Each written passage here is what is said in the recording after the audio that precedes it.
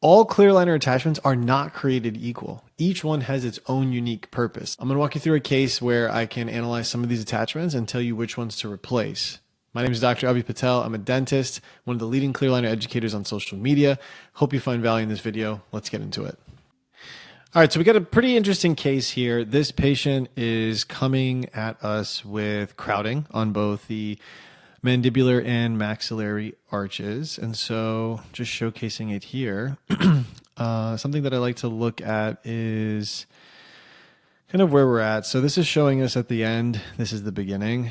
And then zooming in here, first thing that my eyes are going to in this case are these incisors here. So we've got this crowding, and they are telling us, the lab is telling us to do 0.5 millimeters of IPR here. Well, I don't necessarily disagree, but when I look at this, I am seeing, like, look at how rotated this incisor is. Okay. And so what I want to bring your eye to is when you play this out, it ends and finishes in this scenario where all of a sudden this tooth is like slammed over to this incisor, and now you've got this black triangle here. So, if this is how you finish, you can solve for this by adding IPR at the end. And you can see here from an occlusal view, like, yes, everything looks, it looks aligned, it looks good. But what I don't like is that we started here and now we're bringing this incisor all the way over to the midline. It almost just seems unnecessary, It almost seems as though there's an easier way to do that, because there's no reason why you should rotate this out and then you have so little space between these two, and then you've got this black triangle there, in my opinion. Especially when you're starting like this. I feel like almost if we just focus on rotating, sure, we could do a little bit of IPR here, but just focus on rotating this tooth so that way it's not so extreme. So what I would write back to the lab techs here is letting them know that, but for tooth 23, I would say, rotate incisor to improve finishing position, so that there is no black triangle, and there's essentially, equal spacing contact wise between the incisors. So that's something that I would put in for this tooth. That is something that's pretty big. The next thing that I would say is looking at how we start and how we finish with the maxillary teeth, right? So if you look at the upper occlusal area here, you've got some overlap here with that crowding, right? And so this patient is presenting like this. And so when we go through this case, you can see that you're extruding these teeth down. You saw that extrusion, so it's bringing down the canine and the laterals for some reason. And we don't need that, nor do we want that. And so you can even just see, like, look at where these are here. That's the beginning, and that's the end. That's the beginning, and that's the end. So we don't need these to extrude so much. So I would say less extrusion on these teeth. Yeah, less extrusion on those teeth, and also the actual movement here on this central. Let's play this out. I think that's okay. But I do think that there has been wear, you can see on these teeth.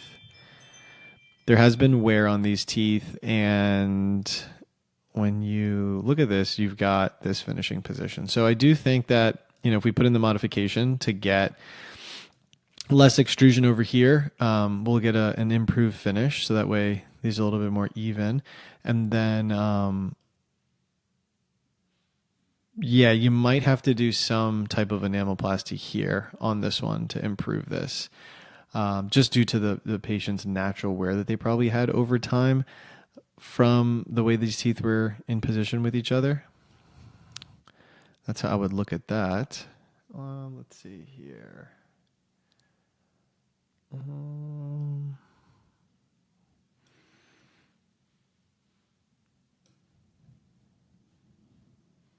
All right, so I'm going to play this part out and let's see. So they're kind of expanding these out. They're creating a space and then they're allowing the central to rotate to get a contact there. And primarily looking at this area here, just looking back at this in the beginning, and I'm just seeing how they're trying to achieve this. There's you got your overlap there, and then you're playing this out, and so it's essentially right. It's kind of expanding them out, creating a space, extruding these down, and then it rotates this one back, and then extrudes this as well. I feel like there's an easier way to get this result. I also don't like this finished contact point, so maybe what we can do is we can have the techs improve the relation between the central and the lateral such that this contact point is better, and then the distal part of this tooth isn't so far down, because this is where you're at, and I get it. It's like that because of the rotation, but I do think we can make a modification there so that it is not so drastic. And what happens with a lot of these cases when they come back from the text or the algorithm, like it's going to optimize for kind of positioning, and it doesn't take into account everything else. And so what I mean by that is it's essentially trying to optimize for alignment. So, and it's looking exactly at this, right? Like this is kind of tunnel vision what it's looking at. And so it is optimizing to get all these teeth into alignment when you're looking at it from this angle here. However, looking at it from this angle, like that is not the best situation. And so while I do think that even if we improve the movements here, we still will need to do some type of, restorative aspect to it for an aesthetic appeal. But I will say, in terms of the way, everything is occluding, the occlusion looks pretty decent. You've definitely got plenty of space there between the two arches. So yeah. This patient does seem to be a bit class 2 here. And that's okay, because as long as you are, as long as the focus is not to correct that class 2, you should be fine. But you gotta be careful, or at least gotta be clear with that with your patient. Okay. But yeah, overall good case. Excited to see what this comes back with. And yeah, hope this helped. If you found any of this stuff valuable, I have so much more where this came from. There are a couple options. We've got free trainings. Check those out in the description below. We also have paid courses in there. But if you don't want any of that and you just want to hang out here with me, just go ahead and check out this video. I put it together. It goes over deeper clinical principles all around aligners. You got to check it out. I'll see you in there.